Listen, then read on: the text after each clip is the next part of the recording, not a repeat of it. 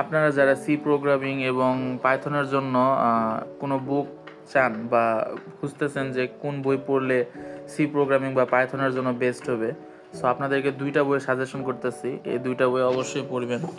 প্রথমটা হচ্ছে the sea programming language. ওকে, এই যে এই বইটা আপনাদের সাজেশন লিস্টে থাকবে ফার্স্টে। এই বইটার ডিটেলস সহ সব কিছু ডিটেলস অনুযায়ী দেওয়া আছে।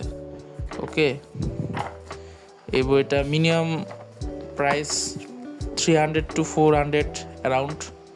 ওকে, আর আরেকটা পাইথনের জন্য এই বইটা সাজেস্ট করতেছি আমি।